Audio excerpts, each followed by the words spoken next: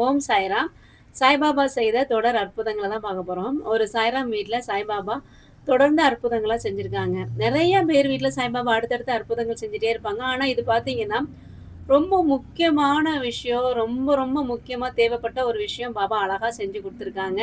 டாக்டராலே நம்ப முடியாத விஷயங்கள்லாம் சாய்பாபா செஞ்சு குடுத்துருக்காங்க. அந்த மாரி அற்புதமான விஷயத்த இன்னைக்கு நம்ம பார்க்கலாம் சாய்ராம். இந்த சாய்ராமுக்கு வந்து கல்யாணம் ஆகி 11 வருஷம் ஆச்சு. 11 வருடங்களா இவங்களுக்கு குழந்தை பாக்கியம் இல்ல. பாபாவோட இவங்க மிகப்பெரிய பக்தர்கள். இவங்களும் இவங்க ஒய்ஃபும் சரி, பாபான்னா அவ்ளோ பிடிக்குமாம். பாபா கிட்ட ரொம்ப வருஷமா பிரேயர் பண்ணிட்டே இருந்திருக்காங்க. 11 வருடங்களுக்கு பிறகு இவங்க ஒய்ஃப் வந்து பாபாவோட ஆசீர்வாதத்தோட கன்சீவ் ஆயிருக்காங்க. கன்சீவ் ஆன உடனே இவங்க நல்லபடியா கேரா பார்த்துருந்துருக்காங்க. டாக்டர் சொல்லியிருக்காங்க, இவங்களுக்கு வந்து கொஞ்சம் ரிஸ்க்கா இருக்கு பிரசவத்துல. அதனால இவங்க நல்லபடியா பார்த்துக்கணும் அப்படின்னு சொல்லியிருந்திருக்காங்க. இவங்களும் ரொம்ப ரொம்ப நல்லபடியா கேரிங்கா பார்த்துருக்காங்க இந்த சாய்ராம். ஒரு 7 மாசத்துக்கு அப்புறம் பார்த்தீங்கன்னா, இவங்களுக்கு வளகாப்பு போட்டு அவங்க அம்மா வீட்ல கொண்டு போய் விட்டுருந்துருக்காங்க. அம்மா வீட்ல வந்து அந்த சாய்ராம் இருக்கும்போது இவர் போய் பார்க்க போயிருக்காங்க. பார்க்க போறப்ப அந்த சாய்ராம் சொல்லியிருக்காங்க, "எனக்கு வந்து ரொம்ப பயமா இருக்கு. பிரசவத்த நெனச்சா எனக்கு ரொம்ப பயமா இருக்கு. திருப்பி நான் வருவேனான்னு பயமா இருக்குன்ற" மாதிரி ரொம்ப ரொம்ப பயந்துருக்காங்க. அப்ப இவரு சொல்லியிருக்காரு, "பாபா மேல நம்பிக்கையோட இரு. கண்டிப்பா நல்லபடியா பிரசவம் ஆகும். நமக்கு நல்லபடியா குழந்தை பொறக்கும்" அப்படின்னு சொல்லி இந்த சாய்ராம் வந்து ஆறுதல் சொல்லியிருக்காங்க. ஆனா அவங்களுக்கு நம்பிக்கையே இல்லையாம். ரொம்ப ரொம்ப பயந்துருக்காங்க. அதுக்கப்புறம் இந்த சாய்ராம் வந்து அவங்களுக்கு அவ்வளோ தடவ ஆறுதல் குடுத்துட்டு வீட்டுக்கு வந்திருக்காங்க. வீட்டுக்கு வந்தாலும் இவருக்கு வந்து ரொம்ப பயம் வந்திருக்கு. அ அவங்க ஒய்ஃப் சொன்னதெல்லாம் நெனச்சு நெனச்சு இவருக்கு பயம் வந்திருக்கு. ஏன்னா 11 வருஷம் கழிச்சு இவங்க கன்சீவ் ஆயிருக்காங்க. இவங்களுக்கு ரிஸ்க்கான டெலிவரி தான் அப்படின்னு சொல்லி டாக்டர் சொல்லியிருந்திருக்காங்க அப்படின்னோனே, இவருக்கு பயம் வந்திருக்கு. அதுக்கப்புறம் பாபாட்ட போய் பிரேயர் பண்ணியிருக்காரு.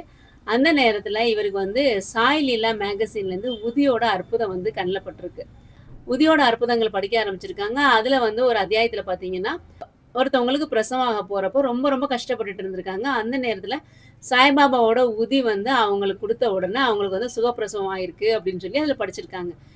இதே மாரி தான் நம்ம சாய் சச்சரித்திலயும் இருக்கும். நானா சாஹிப் சந்தோர்கரோட பொண்ணுக்கு வந்து பிரசவ வலி 3 நாள் ரொம்ப ரொம்ப கஷ்டப்பட்டுட்டு இருப்பாங்க. பிரசவ வலி வேதனையில அவ்ளோ துடிச்சிட்டு இருப்பாங்க.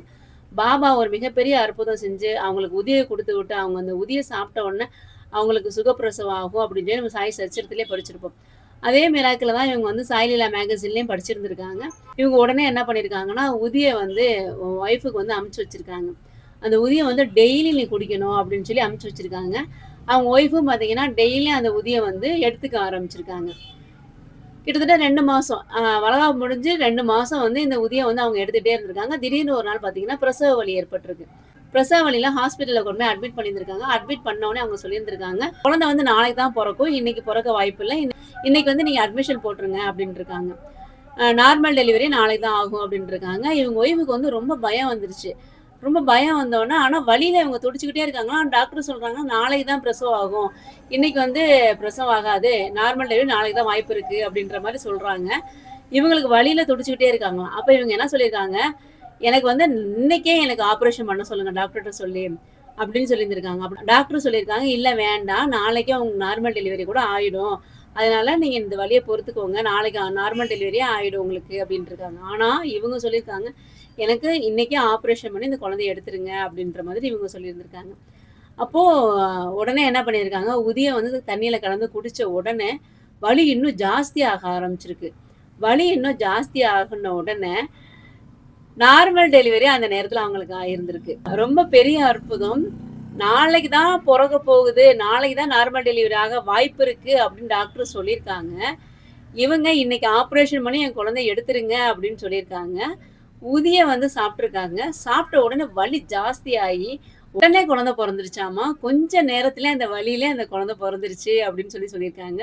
அவ்ளோ பயந்துருக்காங்க. 11 வருஷம் கழிச்சு குழந்தை உண்டாயிருக்காங்க.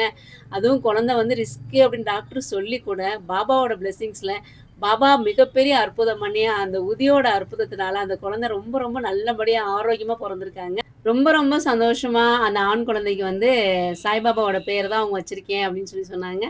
ரொம்ப சந்தோஷமா இருந்துச்சு. இதே தொடர்ந்து அவங்க வீட்ல இன்னொரு அற்புதம் நடந்திருக்கு. இந்த சாய்ராமோட தங்கச்சிக்கும் இதே மாதிரி பிரசவத்துல பாபா வந்து உதவி பண்ணியிருக்காங்க அப்படின்னு சொல்லியிருக்காங்க. அவங்களுக்குமே பார்த்தீங்கன்னா, கல்யாணம் ஆகி குழந்தை பொறந்து பொறந்து இறந்துகிட்டே இருந்திருக்காங்க.